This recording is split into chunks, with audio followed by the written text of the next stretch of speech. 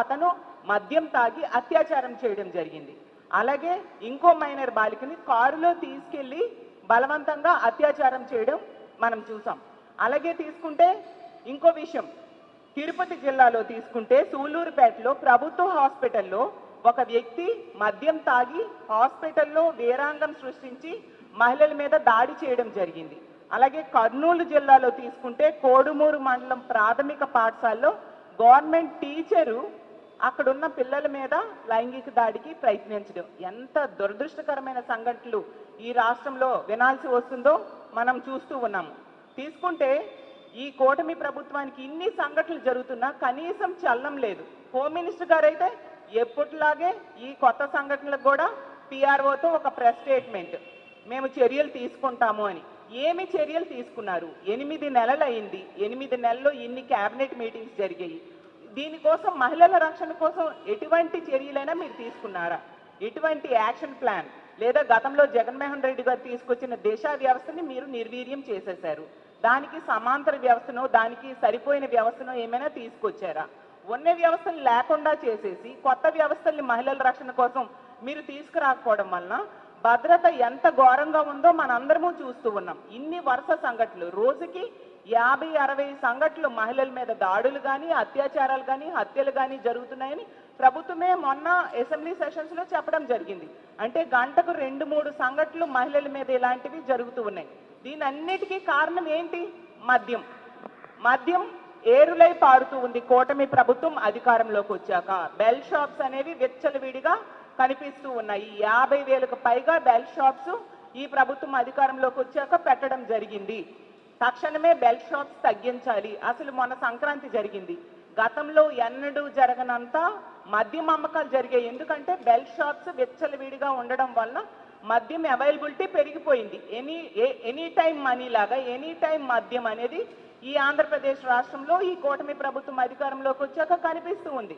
మద్యం వెచ్చలవిడిగా దొరకడం వలన వీళ్ళు మద్యానికి బానిసయ్యి ఇలాంటి దుర్మార్గులు మహిళల్నే టార్గెట్ చేసి దాడులు చేయడం కానీ, లైంగిక దాడులు చేయడం కానీ, అత్యాచారాలు చేయడం కానీ, హత్యలు చేయడం కానీ మనం చూస్తూ ఉన్నాము. తీసుకుంటే ఈ రాష్ట్రంలో 80% ఇలాంటి సంఘటనలు మద్యం మత్తులో చేసినవే.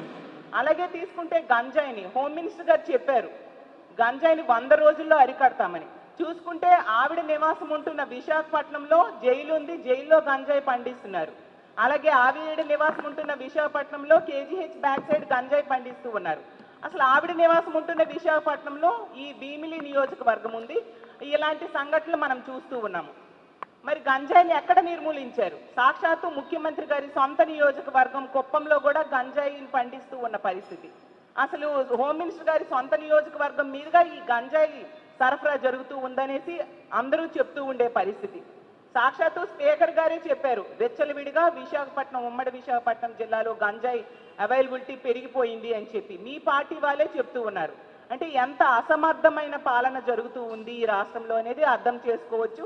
హోమ్ మినిస్టర్ గారు అయితే ప్రతిసారి కూడా స్టేట్మెంట్స్ ఇస్తూనే ఉంటారు, మా కూటమి ప్రభుత్వం అధికారంలోకి వచ్చింది, మహిళలు ప్రశాంతంగా నిద్రపోవచ్చు అని. 8 నెలలు అయింది, ఎక్కడమ్మా హోమ్ మినిస్టర్ గారు మహిళలు ప్రశాంతంగా నిద్రపోతున్నారు అని నేను అడుగుతూ ఉన్నాను.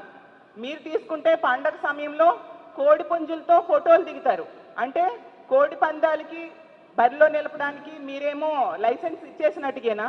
అసలు రాష్ట్రంలో గతంలో ఎన్నడూ జరగనట్టుగా పోలీసులను పెట్టి కోడి పందాలు నిర్వహించడం, అలాగే ఆ చుట్టుపక్కల మద్యం వెచ్చలవిడిగా దొరకడం, అంటే పోలీసులే వాళ్ళకి లైసెన్స్ ఇచ్చినట్టుగా అనుకోవాలా? ఇంత దారుణమైన పరిస్థితులు నెలకొంటే ఇలాంటి పనులు చేసే వాళ్ళకి భయం ఎక్కడుంటుంది?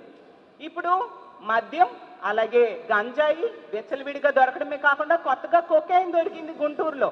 అంటే సాక్షాత్తు ముఖ్యమంత్రి గారి నివాసం ఉంటున్న జిల్లాలో కొకైన్ దొరికింది అంటే ఎటువైపు మన ఆంధ్రప్రదేశ్ రాష్ట్రం వెళ్తూ ఉంది? ఈ రాష్ట్రంలో మహిళల భద్రత ఏంటి? మహిళల ప్రాణాలు గాల్లో దీపాలు అయిపోయాయి. మహిళల మానాలు రక్షణ లేని పరిస్థితి, మహిళల మానాలకి రక్షణ లేని పరిస్థితి ఈ రాష్ట్రంలో నెలకొని ఉంది అనేది క్లియర్గా అర్థమవుతుంది. ఈ రాష్ట్రంలో ఉన్న పోలీసుల్ని పోనీ వాళ్ళనైనా మహిళల రక్షణ కోసమో ప్రజల రక్షణ కోసమో ఉపయోగిస్తారంటే అది లేదు. ఎంతసేపు కూడా రెడ్ బుక్ రాజ్యాంగం ఎలా అమలు చేయాలి, ప్రతిపక్ష పార్టీ వాళ్ళకి కక్ష సాధింపులు ఏ విధంగా చేయాలి అన్నదానికే పోలీసుల్ని ఉపయోగిస్తూ ఉండే పరిస్థితి. ఎంత ఘోరం అంటే లోకేష్